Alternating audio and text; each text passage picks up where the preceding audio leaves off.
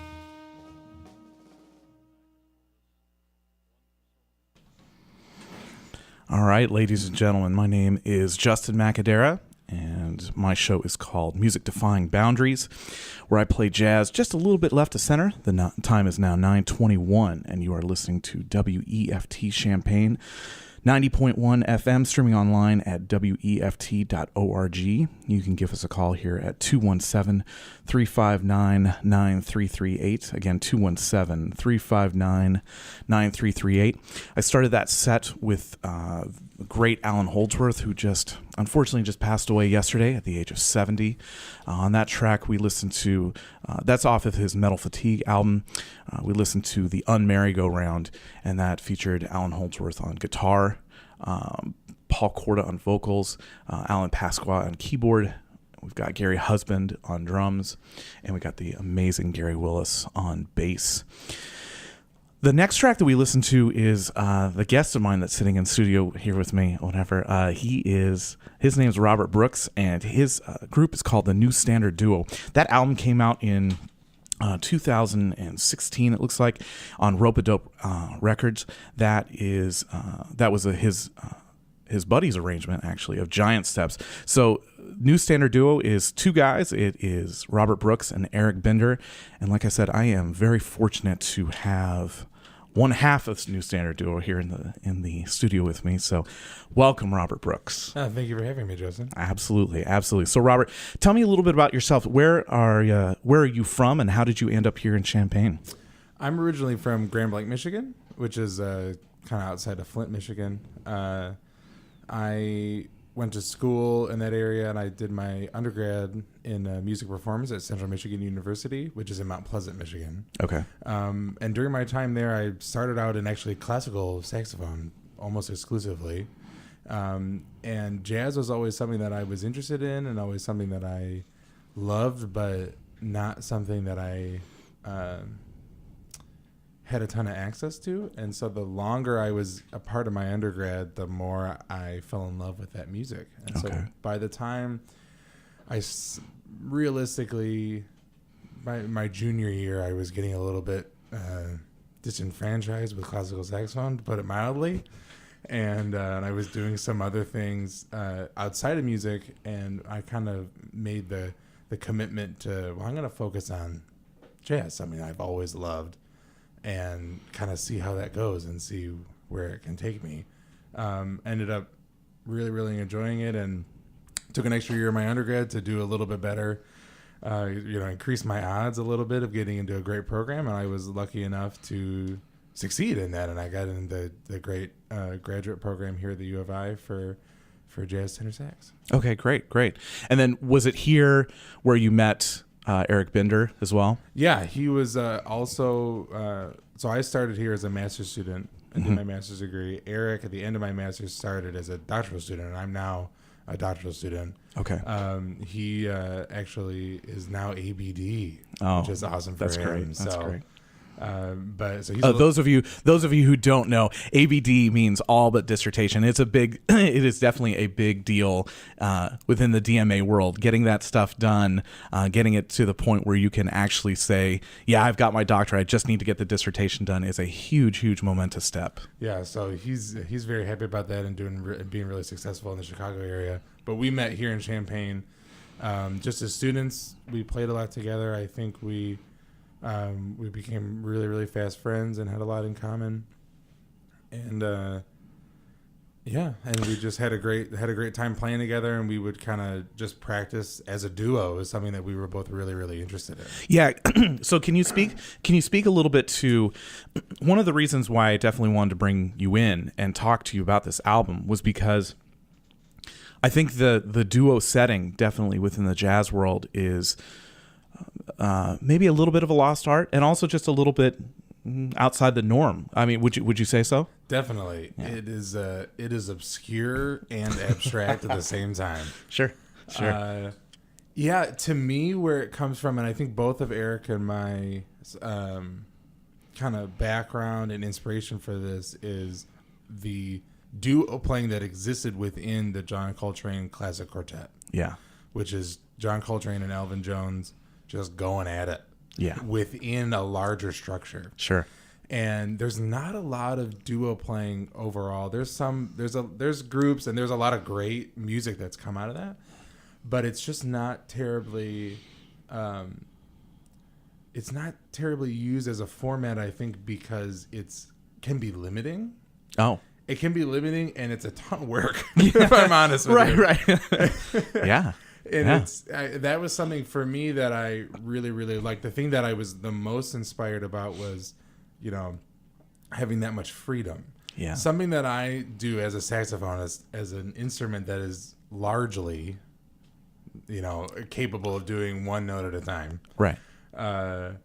is listening to piano players play chordal melody, or guitar players, or I talk to a lot of pianists that I play with, and I say, "Oh man, I wish I could manipulate the texture like you do. I wish I could manipulate the harmonic framework like you do, and not have it be reliant on somebody else picking it up." Correct. Because I think there's a really fine line between like, oh well, I'm going for this idea, for this different color or different shade of something, and it can sound like wrong notes.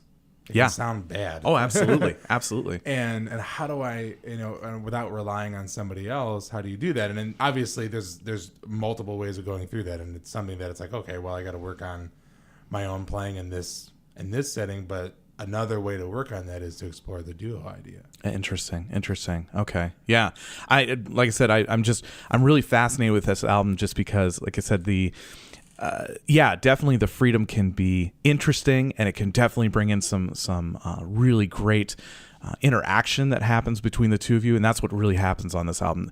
They got an incredible review in Downbeat, and we'll talk a little bit more about that as the show goes on. We're going to play a few more tracks off of your album, definitely, and discuss some more of kind of how you came to get this album together, and then also just some more of the projects that you're actually doing while you're here. So, great. Sound good? Yeah. All right. So we're going to keep this going.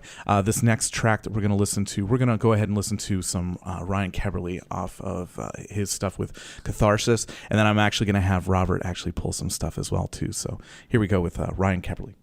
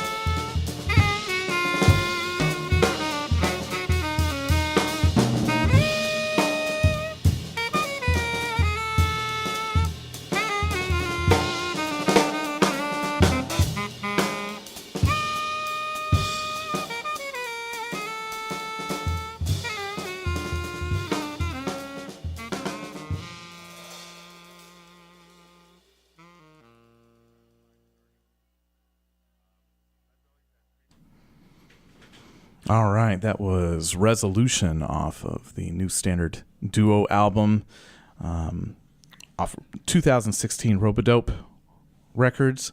I've got Robert Brooks here in studio with me. We started that set with Ryan Keberly and Catharsis, and that track that we listened to was Gallop. Featured Ryan Keberly on trombone, Mike Rodriguez on trumpet, Jorge Roeder on bass, Eric Dube on drums, and then we also had Camila Meza on voice and Scott Robinson on tenor saxophone. That's a great album if you have not heard it. Into the Zone just came out, Greenleaf Records, back in 2014. Definitely check that one out. That is a fantastic album. So again, I have Robert Brooks in studio with me. Thanks so much for joining me, Robert. I appreciate it. Yeah. You are listening to WEFT Champaign 90.1 FM, streaming online at WEFT.org. The phone number here, if you'd like to call in, 217-359-9338. Again, 217-359-9338. So, Robert, I'd like to discuss this album a little bit more with you and just kind of talk about some of the tracks that you decide to go ahead and put on here. So I've just played two tracks, two very famous John Coltrane tracks, Giant Steps and Resolution. Can you tell me a little bit about how you chose those tracks specifically? I mean, that's you're dipping into some really heavy territory, that's for sure. So why'd you choose those tracks? Well, first of all, we talked about the John Coltrane and Elvin Jones connection, and that's really where those came from. Giant Steps, the arrangement of that is Eric Binders, the other half of the duo. That's great, yeah. And he worked on that through a mathematical model, working through shortening or truncating the form of that song. Oh, wow. Okay. And so that came from playing it in time groupings rather than playing it in the normal 4/4. Something that we had a great time experimenting with. Yes. Was having absolute control, both in concept and on the fly. Okay. Of these songs. Yeah. And that I can work through anything. So Giant Steps is a really, really important one for both of us. Yes. For him, it was something working on the rhythmic side and working on those groupings and changing the melody to fit things and really, really changing how that stuff functions. Okay. For me, obviously that song is harmonically very important in the jazz idiom, and it's kind of a bar in the world of jazz tenor saxophone. Very much so. And so, or anybody, but especially jazz tenor sax. Absolutely. And so for me, it was, while these changes, just playing the tune, it presents a lot of challenges. It's really, really interesting how it works.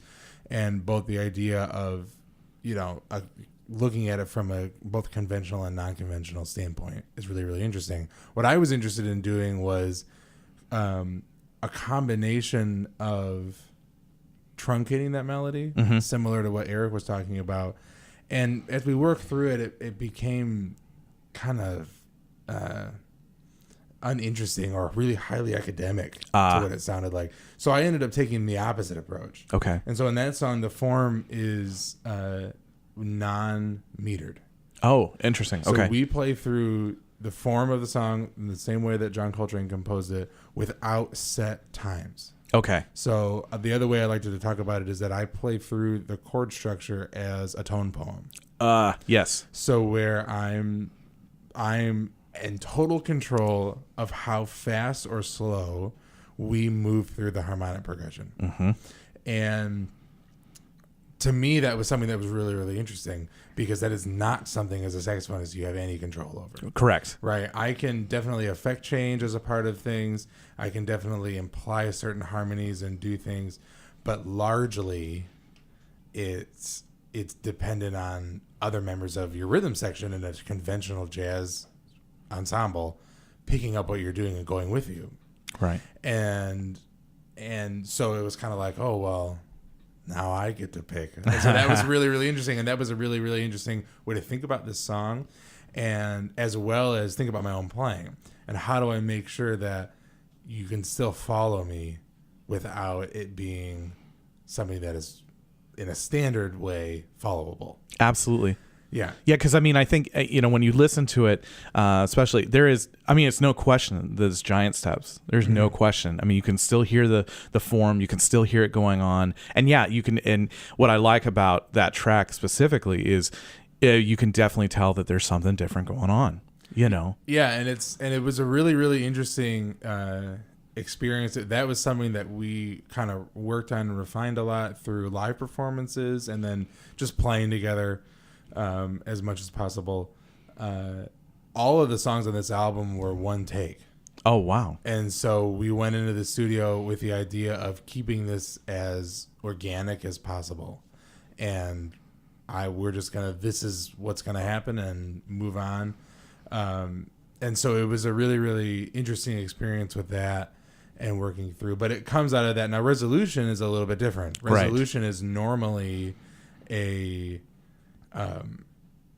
kind of more free setting for John Coltrane's music. Okay. His playing on that album is largely grouped into 8-measure phrases, largely grouped into a certain modal shifting, or so the chords are going by, but they're not necessarily always the same. Correct. And there is a set progression and stuff, but he deviates from that, and so does the rest of the band in the original recording quite a bit from A Love Supreme. And so we took that idea and kept it completely open. Okay. So whereas Giant Steps follows that form, Resolution is manipulated to be that there is no form. And so we're taking it now as a part of my approach. I'm thinking about the modalities, and I'm trying to move through those, some of the ones that John Coltrane uses, and then just making it an organic thing. And I'm also on that solo, certainly because there's a little bit less going on with the composition itself, right? Giant Steps, right? I'm basing my playing a lot more off of Eric, and I know we are both focusing on, and I think you can hear that on Resolution, on playing off of each other's ideas more and more. Yes. Yeah, I mean, it's both tracks. I mean, obviously, just absolutely fantastic playing from both of you. You can definitely hear a lot of the interaction that's going on, and the freedom that definitely the duo setting gives you. I mean, it really is an interesting album, and definitely one of the reasons why you guys got such a great review in Downbeat. So, I'd like to talk. So the next track that we're going to listen to a Donnie McCaslin track that you actually picked. Yeah. And can you tell me a little bit about your fascination with Donnie McCaslin? Donnie McCaslin is one of my favorite, probably my favorite living tenor saxophonist. Okay. And I'd say that very confidently. He's an incredible musician. I think he is someone who has a truly unique voice in a time in jazz where that was kind of dried up a little bit. I think there is definitely more and more artists who are starting to emerge that have an original voice. Yes. But I think Donnie McCaslin is one that has always had that. Correct. The stuff that he's doing is not only cutting edge, but it's boundary crossing, and it's amazing. As a saxophonist, his dominance over the instrument is incredible. Everybody in his band is amazing. I just can't. I remember the first time I heard Donnie McCaslin's the first track off of his CD M. Okay. And I couldn't stop listening. I couldn't get to the rest of the album. It probably took me like 2 weeks to get past that first track. Oh wow. Yeah. And his evolution has been amazing, and his playing overall has really been incredible. Okay. Well, great. Well, we're going to listen to a track off this called what's this track called? This is Shake Loose off of his newest album Beyond Now. Great. Okay. So let's get started. We're going to go ahead and listen to this. So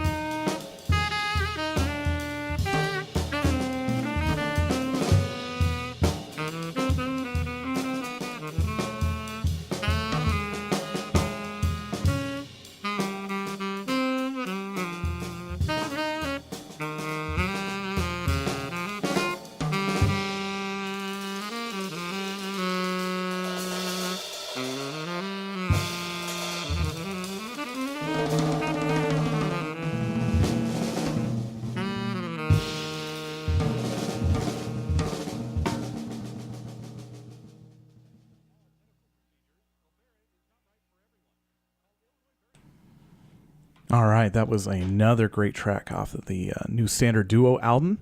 That was All the Things You Are. You are listening to, my name is Justin Macadera, and you are listening to WEFT Champaign. My show is called Music Defying Boundaries, where I play jazz. It's just a little bit left of center. The time is 10:40 a.m., and you are listening to 90.1 FM, streaming online at WEFT.org. If you'd like to call in, the number is 217-359-9338. Again, 217-359-9338. Sorry, 9338. And I've just had some great guests in here all day today. We just had Champaign Central High School and doing their stuff. And again, please support them and trying to get to these competitions that they're trying to do. They do a lot of great stuff for the community. But the other great guest that I have in here is one half of the New Standard Duo. This is Robert Brooks. Again, Robert, thank you so much for coming in today. Definitely, my pleasure. So one of the things that we'd like to talk about a little bit is, can you tell me a little bit about that track? I mean, I think a lot of people know that track. All the Things You Are definitely is a real famous track and that type of thing. But can you talk just a little bit about the arrangement of that and how you put that together? Definitely. Well, I think that the New Standard Duo name is really indicative of that track, and kind of how that stuff works with the idea of taking songs that are standards in the jazz idiom. Sure. And that's everything that's on here. We have Giant Steps, All the Things You Are, Night and Day, Alice in Wonderland. All are tunes that are regularly played as a part of what is considered to be the standard repertoire of jazz. Correct. And with All the Things You Are, we decided to take a tune that people know that's really, really commonly studied and really, really, played a lot. Right. Yeah, sure. And do something that was a little bit different. So normally that song is in 4/4, and we played in 3. Okay. Which is, and so we kind of changed that by just omitting a beat. Yeah. Now it's not just leaving the last beat off all the time. Right. Sometimes we're taking out a little bit here and a little bit here on different melody phrases or different certain notes. And then in addition to doing that, we're also what I call deleting resolution points. Oh, interesting. So the song is designed to lead you at the end of each phrase to a really, really stable and consonant chord. Okay. And we, felt that was maybe a little obvious. So right. we took those measures completely out. Yeah.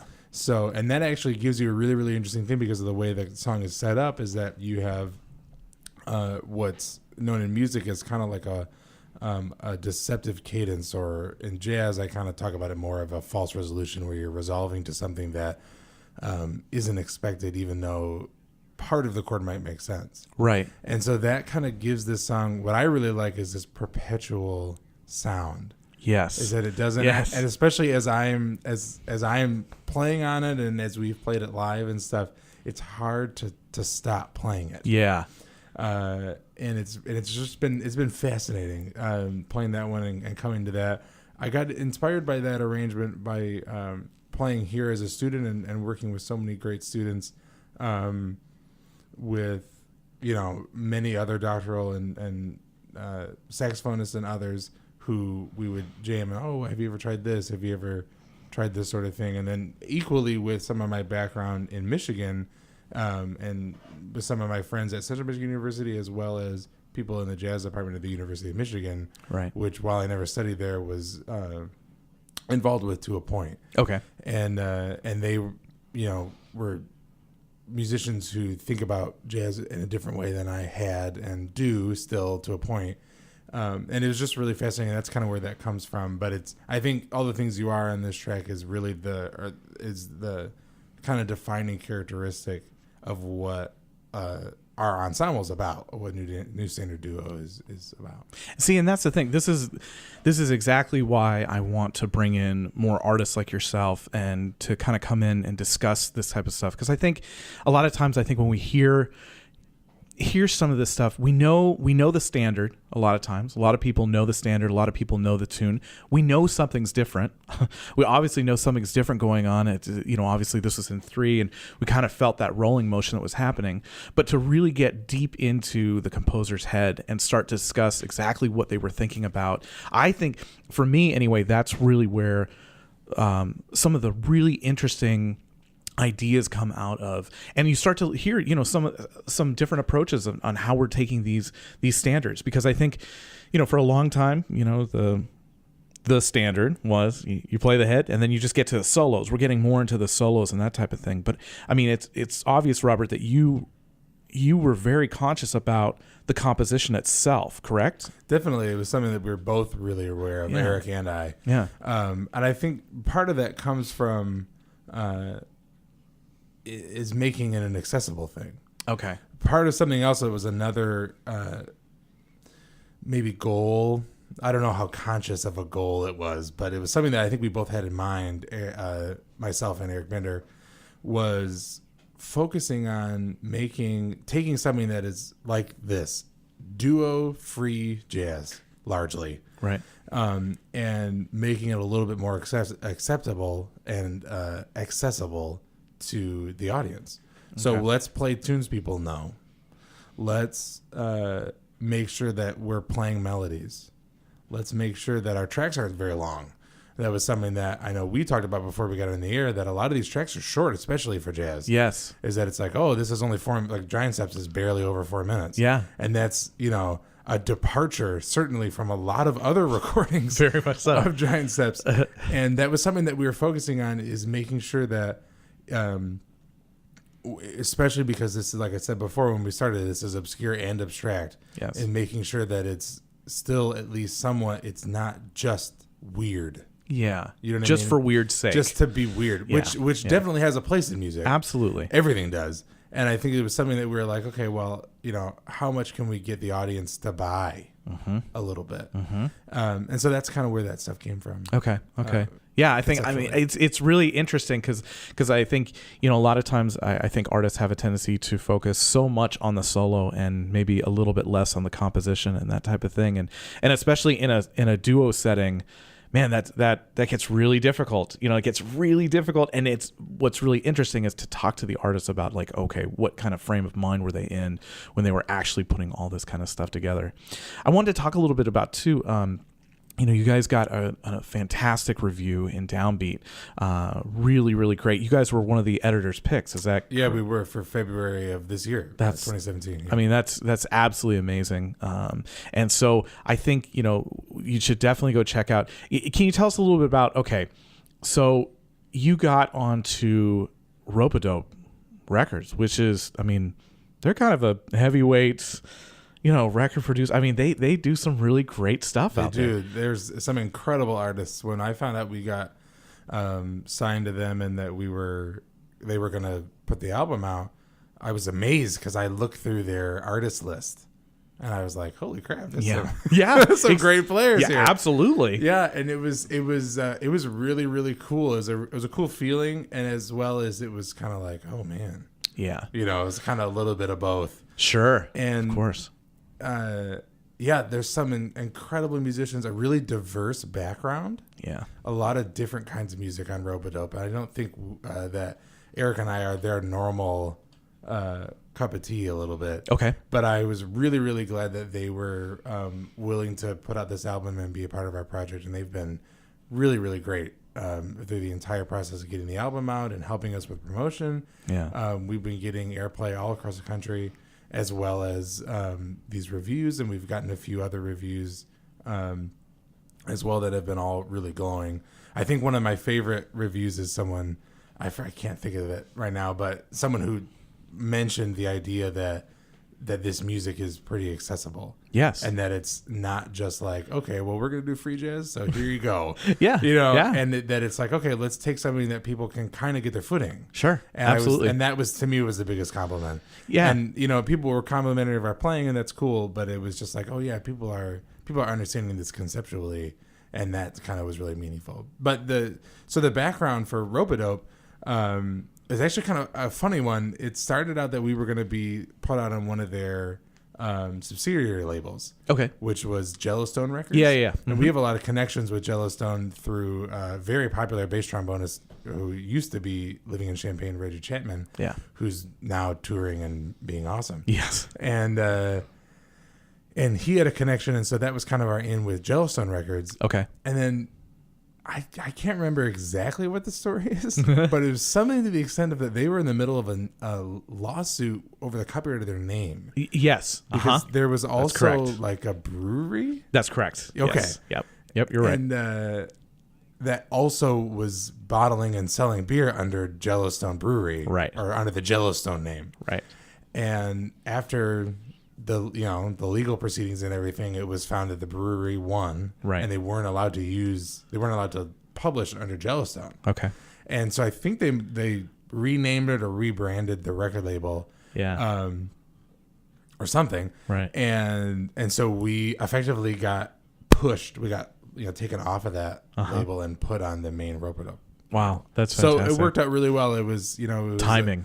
It was a little bit of timing. It was a little bit of luck, and I like to think we might have deserved it, but absolutely. I think and that's the thing. I think listening to this album, it's really interesting because, as I told you, my show is called Music Defying Boundaries, and I really wanted the show to focus on music that was kind of pushing boundaries a little bit and moving a little bit left to center. I didn't want to get so far left. Look, as many people know, I am a huge fan of free jazz. I'm a huge fan of stuff that's very, very left of center, and I love that stuff. But I also understand and completely get that it's not for everybody, and that's okay. Yeah. But there's some really great stuff that's happening within those things. And man, wouldn't it be great if there were some artists that were out there that were doing stuff that made it a little bit more accessible? And there really are some guys that are trying to do this kind of stuff. And so I always like to hear it when you're saying, yeah, I mean, we're trying to make it accessible for people. Yeah, because I mean, I want to make, you want to, as an artist, you want to create something that contributes to your art form. Correct. And I want to make something, and I think about that when I play, regardless of what the setting is, because I play in a lot of different groups and a lot of different genres, and it's certainly not just New Standard Duo or just jazz in a normal sense all the time. Right. And I want to make sure that what I'm doing is artistically valid as well as listenable. Yeah. Because that's a part of it. I'm someone who's like, I definitely believe in arts for art's sake and doing those things. But after a certain point, I also, which I'm sure, people would have opinions on, but I want people to like it. Absolutely. You know what I mean? Absolutely. It doesn't have to be that everybody likes it. No. I don't have that desire, but that there are people out who go, oh yeah, that's interesting, or I want to take another listen to that. Yes, exactly. Well, that's fantastic. So what we're going to do is we're going to play a little bit more music, and then we're going to come back and kind of talk about some of the other projects that you are involved in, because Robert is definitely, obviously you've heard through some of these tracks, just a great tenor player, but he does a variety of different styles and all this kind of stuff, and he's doing a bunch of different projects. So I definitely want to kind of get into that. So we're going to start listening to a little Clifton Anderson here. Clifton Anderson is a well-known trombonist in the New York area, does some really, really interesting stuff. This track is called Where or When, and my name is Justin Macadera. You are listening to Music Defying Boundaries on WEFT Champaign 90.1 FM, streaming online at WEFT.org. All right, that was the great Dave Douglas on trumpet with his album Time Travel. That we just heard the track off of this album called Garden State. This was recorded over in 2012, and it was Dave Douglas on trumpet, John Irgabagan on tenor saxophone, Matt Mitchell on piano, Linda O on bass. Fantastic bass player, by the way. Definitely check her stuff out. Rudy Royston on drums. Sorry for all the talking today, but I've just got this great guest, and I just want to make sure that we're using as much time as we possibly can to talk with Robert Brooks. My name is Justin Macadera. You are listening to Music Defying Boundaries on WEFT Champaign 90.1 FM, streaming online at WEFT.org. Again, Robert, thank you so much for coming in today. I really appreciate it. This has really kind of given us a really interesting insight into your guys' process and kind of what you guys have been doing. Definitely my pleasure. So I want to talk to you a little bit about, talked before this track, we talked a little bit about some of the other stuff that you were doing. You kind of mentioned, you come from a classical background.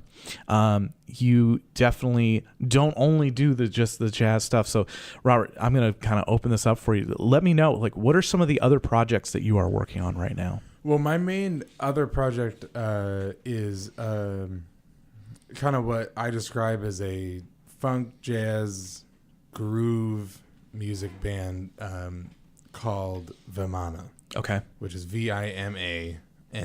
Okay.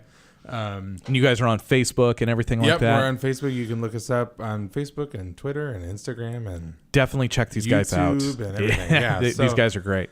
And that's really kind of a group that myself and some other musicians, some of which are in school here at the U of I and some of which are based out of Danville, a lot of great players, are kind of, we kind of all work toward creating music that is kind of fits in the vein of what I was talking about earlier, which is stuff that is really, really interesting and that is meaningful to us as musicians. Oh, great. But is also accessible and listenable. Yeah. And so that people who are a little bit more inclined might really grab onto. Yeah, this stuff. I saw them play at Canopy, and man, you were there was no way that you were not going to move. This stuff was definitely just moving and shaking. It was fantastic stuff that you guys were doing. Yeah, great. Thanks. That group has James Jones on guitar, Mm-hmm. Mitch Kilo on bass, Yep. Justin Simmons on drums, Ryan Tomsky on keyboard, and then Ben Karskio on trombone and vocals. Yeah. And so it's a blast, and we have every musician in that group is a really great person and a great player. So it's always it's a pleasure to play with them, and we've had a lot of stuff coming up. We recently played at Canopy Club. We're doing some work on getting some more performances lined up, and we actually were in the studio to do some promotional stuff. So look for that coming out soon. Our next thing is actually this weekend. Oh, great. On the 22nd. So we're going to be playing as a part of a record store day, which is hosted by Exile on Main. Yes. And Dandelion, just down the street from where we are right now. Right. In downtown Champaign. And we're going to be playing as a part of a lot of bands that play all day in support of local music and local business, and especially the local music business. Absolutely. And so we're going to be playing for just about a half an hour. Okay. At 3:00 here downtown. It's an outdoor stage, and it's, I believe, no cover. Right. And it's a really, really great cause, and it's really, really great to get out and enjoy some of this beautiful weather we're having and hear some great music. There's going to be a lot of great bands, and we're one of those great bands. Yeah, so come see us. Record Store Day, if you don't know, has been going on for a few years now, and it really started to support the new kind of market of physical albums again, and vinyl recording, and specifically, and that type of thing going on. And Exile on Main has done a fantastic job every year of putting together some great concerts out there. So definitely, if you get a chance, you said it's Saturday? Yep, it's this Saturday, the 22nd. That's great. And this kind of stuff goes on all day. Definitely come check out all the bands. Do you know what time you guys go on? Well, Vimana plays at 3:00. Okay, so definitely check out, 3:00 p.m. Definitely check out Vimana, and make sure that you're supporting Exile on Main and all the local record stores that are around here. So that's really my main other project, and I play with a lot of other groups throughout Central Illinois and in Chicago, and have a blast. It's just a lot of fun to get inside other people's music sometimes. I really enjoy doing my own stuff, of course, but playing with other musicians is kind of the point. So it's always really fun. Right. Another group that I play with full time is the Derek Cordoba Quintet. Yes. And we recently did an album. Okay. And Derek is an incredible player and a really, really great guy, and he put together an amazing group. It's Andy Wheelock on drums, Crystal Rebone on bass, Whitney Ash on piano, and then Derek on guitar, and myself on tenor sax. Okay. And we did about an album's worth of stuff. It's a couple weeks ago now. Great. But that was a really great project. Mostly, it's kind of a mix of Derek's originals and some more obscure modern jazz compositions. Great. And that band's a blast, and it's a lot of fun. I think we have some stuff coming up, but it's not. We usually play at the Iron Post. Yes. And we don't. I don't think we have anything on the books right now, but there's been some stuff in the works. Yeah, definitely. If you get a chance to hear Derek and his great guitar playing, he is an absolutely fantastic musician, and he always pulls in some great musicians like yourself, Robert. So yeah, it's great to hear that he's doing some nice stuff. We also have trumpeter Justin Copeland guest with us. Oh yeah, award-winning Justin Copeland here. Award-winning. That's man, right. He's absolutely fantastic player. We were really lucky to have him out here in Champaign. That's for sure. I always look forward to playing with him.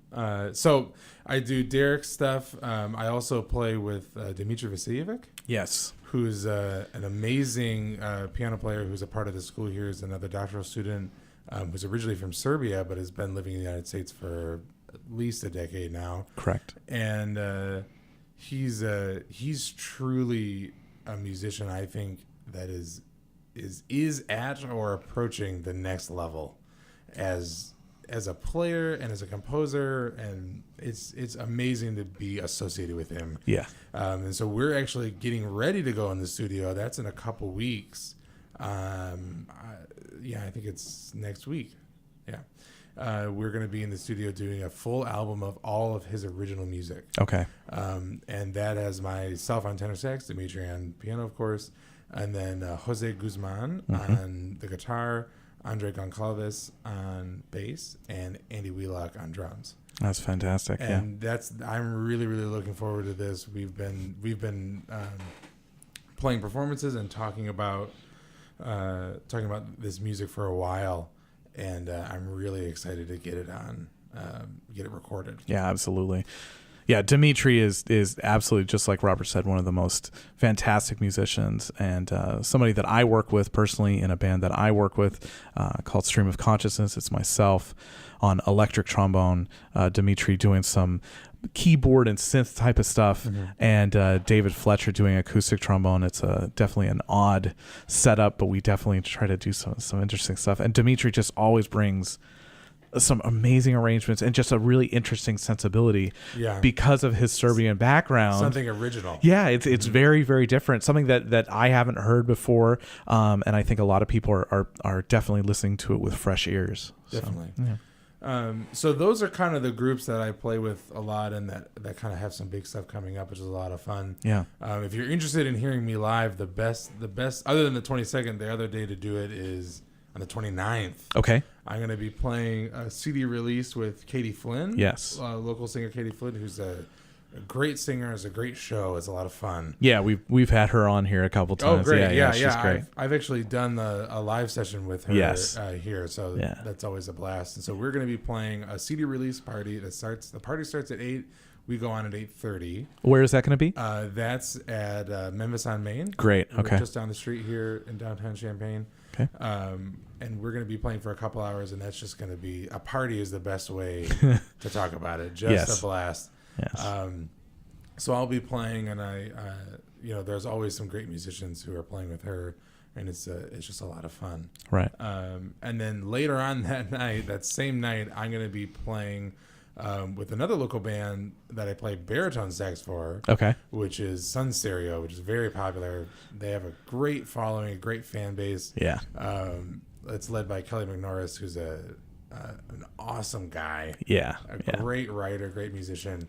Right. And that's going to be a blast. That's another that we're, I believe that is a show that Sun Stereo is headlining. Right. At Canopy Club. So we take the stage at about midnight. Yeah. So a little bit later than some of the other stuff I'm talking about, but definitely worth it. Definitely great to go out and support the Canopy Club. They're a great venue for live music. Yes. Of so many different genres. We recently had Victor Wooten in.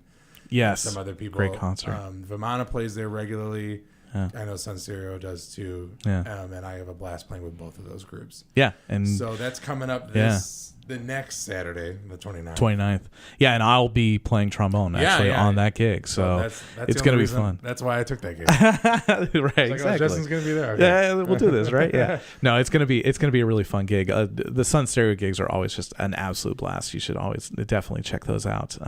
There's a lot. This is the thing that I really like about this town. It's really interesting. So I'm from Southern California, and definitely know the music scene within Southern California in that area. And one of the things that I'm just always really amazed with is the amount of music that's going on in this, what is considered a small town. Yeah. It's just amazing. Every night, That was something that when I was interested in coming to the U of I, that's why I came to Champaign, was to be a student here. Correct. It was something that I was I was interested in the jazz department. Sure.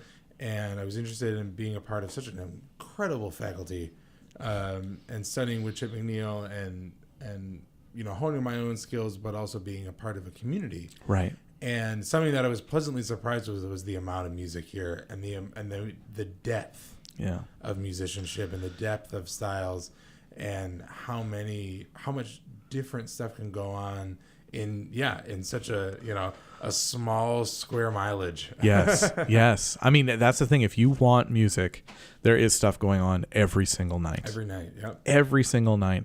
And in so many different genres and in so many different ways. It's really fantastic to see. Yeah, speaking of which, I'm actually, something else that I've been involved with that we're getting close to being done with, but is the Parkland Community Theater's production of Anything Goes. That's great, yeah. Which is Cole Porter, yeah. Obviously very different than the stuff that New Standard Duo does, yes. or Vermont, or Sun Stereo, or Katie Flynn, or Derek, or Dimitri, any of those things that I'm involved with. This is another side of music that's out there, and so that's a full production of Anything Goes. We have our final run this weekend. Okay. And so it's going to be Friday, Saturday, and Sunday. The Friday and Saturday shows, which is the 21st and the 22nd, are both 7:30. Okay. At Parkland College at their theater. Great. They've got a great venue. They have a really, really nice. Oh man, it's so nice. It's intimate, and but it's big enough so we can have a lot of people at the shows, which is a lot of fun. Absolutely. And it's an open pit, which makes me happy. Yes. So I'm not in the basement somewhere. Yeah. And then on Sunday, our final show is Sunday the 23rd, and that's a matinee. Okay. And so that show starts at 3 p.m. Great. So tickets are available. You can reserve tickets online. Okay. Or at their box office in person. That's fantastic. Well, I would just like to say thank you so much, Robert, for coming out and talking with us and discussing, just kind of your process and kind of some of the stuff that you have going on around town and everything.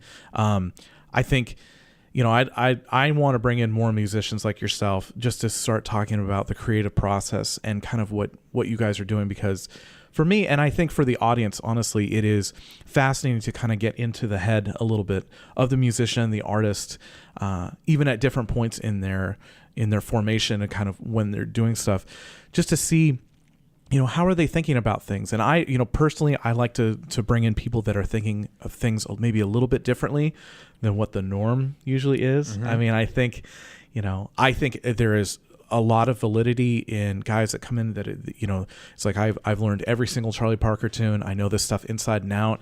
I can do all this kind of stuff. I think that's super valid, and there is a huge market for that. But I also feel like that there is a market for those of us, including myself, that maybe have come up in a different background. Yeah, definitely. And I think that's something that's beautiful about music, is that it's something that is constantly evolving. Constantly. And even if you're talking about studying Charlie Parker and focusing on that stuff, there's still an evolution there. Absolutely. You know what I mean? Absolutely. I don't think that anything can ever be static. Correct. That it can be like, oh, this exists in a vacuum, no matter what you're doing. And so I think being a part of kind of that cutting edge side and being a part of pushing our art form ahead is part of what jazz is all about. Yeah, absolutely. I totally agree. Well, again, thank you so much, Robert, for coming in. I really appreciate it. We're going to go ahead and keep things rolling here. You are listening to WEFT Champaign, and my name is Justin Macadera, and this is my show, Music Defying Boundaries, where I like to play jazz that's just a little bit left of center. You are listening to 90.1 FM, streaming online at WEFT.org.